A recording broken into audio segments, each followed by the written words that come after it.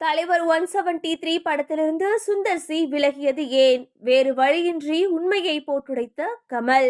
ரஜினிகாந்த் நடிப்புல உருவாகி இருந்த தலைவர் 173 திரைப்படத்தை சுந்தர் சி இயக்குவதாக இருந்த நிலைமையில அந்த படத்திலிருந்து அவர் விலகினது பற்றி கமல்ஹாசன் பேசியிருக்காரு. தமிழ் திரையுலகில முன்னணி நடிகரா வலம் வருபவர் ரஜினிகாந்த். அவர் நடிப்புல அடுத்ததா உருவாக போற படம் தலைவர் 173. இந்த படத்தை கமல்ஹாசனோட ராஜ்குமார் பிலிம்ஸ் நிறுவனம் தயாரிக்கிறாங்க. இந்த படத்தை சுந்தர் சி இயக்க போறதா கடந்த வாரம் அதிகாரப்பூர்வ அறிவிப்பு வெளியானது. தன்னுடைய தயாரிப்பு நிறுவனத்தில் வைத்து ரஜினி மற்றும் சுந்தர் சிக்கு மாலை அணிவித்தபடி கமல் போஸ் கொடுத்த புகைப்படங்களும் வெளியாகின. இந்த படத்தை 2027ஆம் ஆண்டு பொங்கல் பண்டிகைக்கு ரிலீஸ் செய்ய போறதாகவும் அறிவிச்சிருந்தாங்க.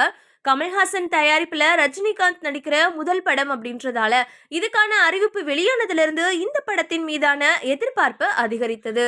அந்த படத்துக்கான ஷூட்டிங் அடுத்த ஆண்டு தொடங்கப்படும் அப்படின்னு எதிர்பார்க்கப்பட்ட நிலைமையில அறிவிப்பு வெளியான ஒரே வாரத்துல தலைவர் 173 திரைப்படத்திலிருந்து விலகுவதா அறிவிச்சாரு சுந்தர் சி.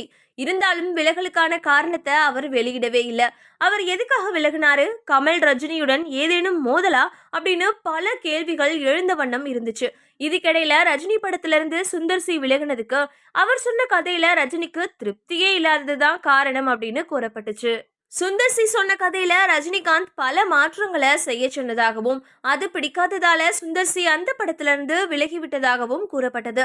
ரஜினி கமல் ஆகியோரிடம் சொல்லாமலேயே சுந்தர் சி அறிக்கை வெளியிட்டதாகவும் கூறப்பட்டது.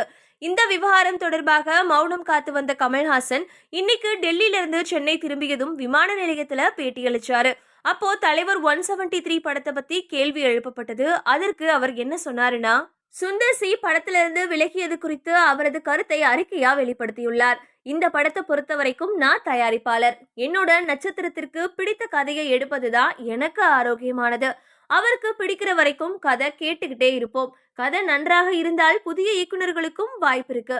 நானும் ரஜினியும் நடிக்கும் படத்திற்கான கதையும் தேடிக்கொண்டுதான் இருக்கிறோம் அப்படின்னு பதிலளிச்சாரு. இதன் மூலமா சுந்தர் சி சொன்ன கதை பிடிக்காததாலதான் அவரை படத்துல இருந்து நீக்கியிருக்காங்க அப்படின்றது நல்லாவே தெரியுது.